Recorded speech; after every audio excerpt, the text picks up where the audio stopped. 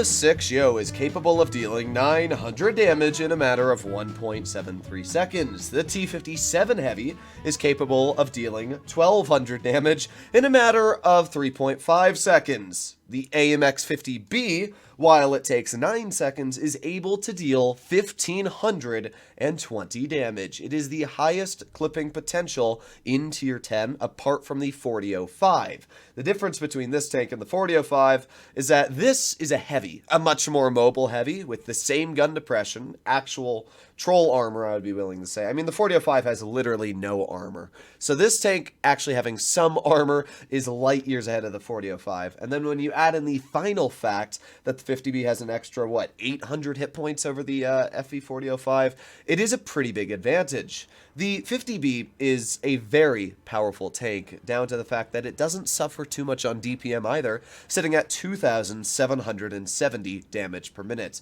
That's enough to easily deal with mediums, that's enough to easily deal with really any heavies. The fact that, I mean, you can literally take half of a mouse off with a single clip is just so deadly. I mean, if you think about it, a vehicle like the Caro 45 ton, you're really only going to be able to get out 3 shells. Because, obviously, if you eat into the 4th, you're going to have a 20-second reload to deal that 1500. This tank, the whole point is to dump your clip. So if you ever get that opportunity to dump it, wow, is it going to hurt. Now, unfortunately, our no camo Sheridan without running hit points, which usually means that he's unequipped, doesn't understand how to do anything for his tank, is camping in the back. So essentially, my role as a heavy is to now do the role of our light tank because he doesn't know what his role is. Welcome to World of Tanks Blitz, ladies and gentlemen. Well, let's see what they got. A 907 and a 121. That's honestly pretty good mediums, both of them. So this is going to be a little bit harder than I want it to be. I'm not sure if they're going to try and get off to the side or what. Hello? Not seen anything yet, but I have a feeling their whole team is... I don't know. I don't really like this, though. I'm going to be honest. I don't like playing aggressive when I don't know where their team is. And that is exactly the thing that I'm thinking right now. Like, I see that knockdown tree. We all see that knockdown tree there. If that tree is knocked down, then that means there has to be something here, right? I mean, it's right there. There has to be something here. Well, there's the 121, and it misses. Of course it does. Of course. I hate this little hill here. It wedges your tank upwards and messes with your gun depression. Well, let's go a tracking shot into the 121 so he can't move. And then with that tracking shot, we're able to absolutely kill this guy. That is why, ladies and gentlemen, you go for tracking shots sometimes. Now, unfortunately, our Sheridan absolutely blew that. But yeah, you'll notice that I purposely used one of my shells to track that guy. Wow, that 4005 just got turned into Swiss cheese. I mean, it's his fault. Man literally sat in the open, spotted the entire time. Good job, 4005. But we're going to reload. Oh, we're going to get spotted is what's actually going to happen. Got the 60 TP off to the side. There's 1, 2... 3, and... couldn't get the 4th out. But that's still 1,200 damage we just took off of that guy. That's pretty good if you ask me. And again, we're almost reloaded on our clip already. Now, I can tell you for a fact that that is the grill that just hit me there.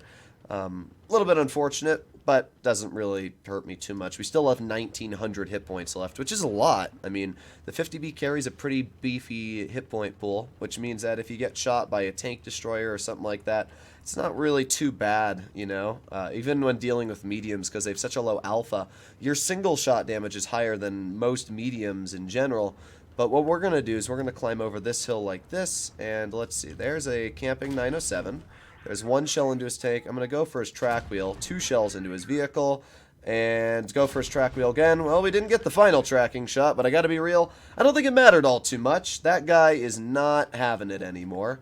The only player left I really, really want to go for is that grill. I feel like I can get an absolutely massive clip on that grill, but I feel like I also could get a massive clip onto that Yag. We just got to reload a little bit longer. Here we go, 4, 3, 2, 1, and, well, the Yo is going to get some pretty good damage into his vehicle. Unfortunate, but let's just keep on making our way up. We're already over 3,000, so at this point, if we don't even break that much more, I think I'll be fine. We track the grill instead of penning him, but let's get 1 HE into him. He's not running Spalt. Let's go for a standard shell. And there you go. Pretty easy game, I'd say. We were able to deal 3,800 damage. And we also probably got a decent chunk of assistance damage for absolutely smoking that 1-2-1 by tracking him. I guess we'll take a look in just a moment. But there you go. Pretty good damage. And we assisted 1,100 from tracking that 1-2-1. That's why, if any of you wonder, if you see somebody in front of you that's going to be able to back up and get out of your team's line of sight, track them. Especially if you're in an autoloader, shooting track wheels, even if you're not going to damage them, is by far one of the most important skills in the game to learn. I don't know why people don't do it more often, but it's something that I have always learned myself to do, is go for track wheels. By far the most important thing, because it gives your team time to look at opponents, because as we know, teammates are kind of slow sometimes, so it gives your team that precious time they need to be able to turn, aim in on the enemy, and then get some big old bonkers. So this game, they have one medium, being a WZ121. I'm going to try and help out that medium. Obviously, the AMX 50B is kind of a glorified medium. You don't really want to drive this tank against heavies unless you know that you're going to get away with it. So I'm not going to try and drive it against the heavies. I'm going to go towards where the Leopard is.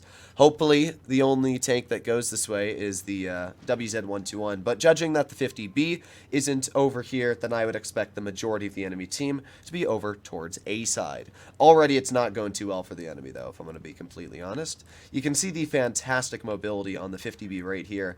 I mean, this thing just does not stop. We're going upwards of 48 right now.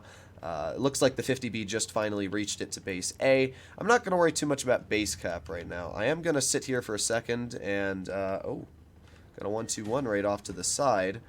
Alright, well, with that knowledge in mind, I'm going to full speed after the 1-2-1 and absolutely clip the crap out of this guy. There's 1, 2, and 3.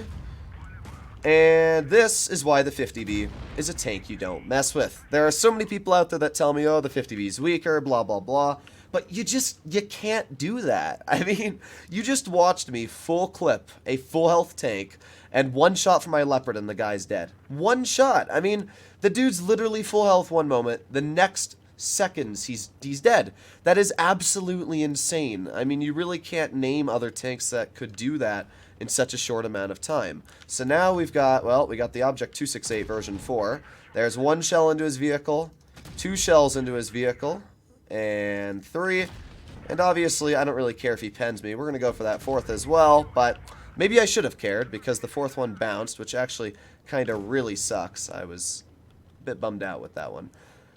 Alright, well, once again, we are just reloading. We are reloading and reloading and reloading. That Leopard looks like he's just gonna go for it, which, you go, dude.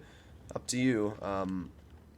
He's gonna get slapped, would be my guess, but I'm just gonna, well, let's see. Maybe I'm gonna get slapped, but, oh, never mind. Guy messed up his shot, which means I'm actually gonna go for the Contra Caro Mark II, because that's a bigger threat right now. So there's 1, there's 2, and, oh, breh.